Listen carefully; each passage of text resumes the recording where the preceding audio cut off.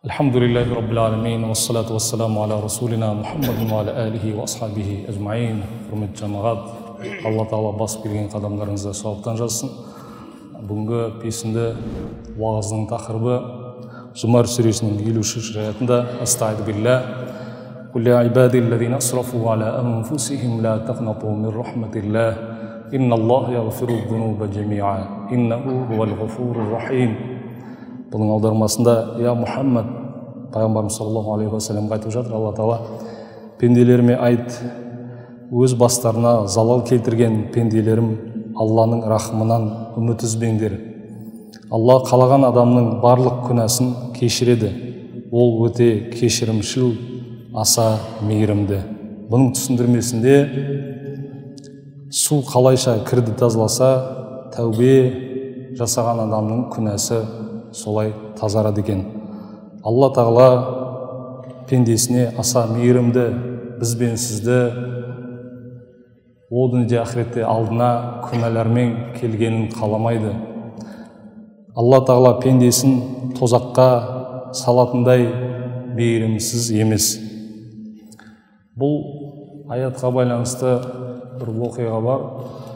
Ол Нух сүресінің 10-12 аяттарында келеді. Білесіздер, Муса алейхиссаламның кезінде сондай құрғақшылық болады.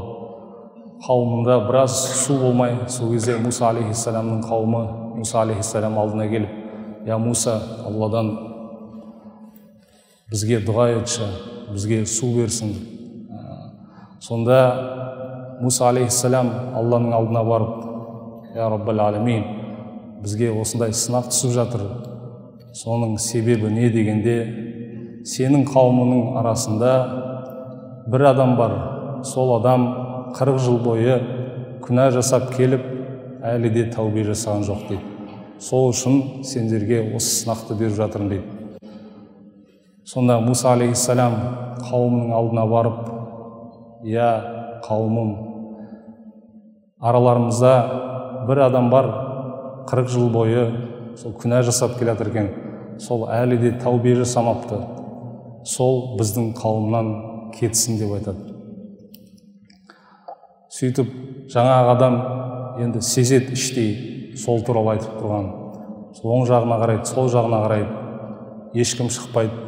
Сосын ойлайды, я Алла, қазір мен кетпесем, менің қауымым қиналады. А егер кетсем, мені кейін кінәлайды деп. Сонда басым буып, я Алла, мен естіген едім, сен аса мейірімдісің, кешірушісің, менің күнәларымды кешірші деп жылай бастайды. Сол уақытта қалың бұлттар жиналып, жаңбыр жауады.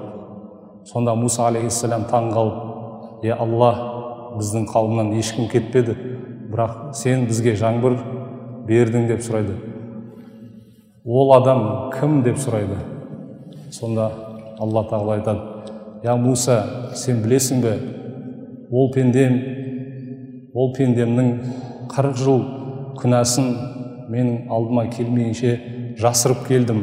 Енді менің алдыма келіп, күнә тәубе етіп, кешірім сұрағанда, мен оны қалай айқындаймын, оны қалай айта аламын дейді. Ол сыр менің арам мен пендемнің арасында қалатын болып, сыр болып қалады дейді. Демек, біз пенделеріміз пенде болғаннан кейін байқаусызда біліп те білмей кіші үлкен қателіктер істеп қоямыз.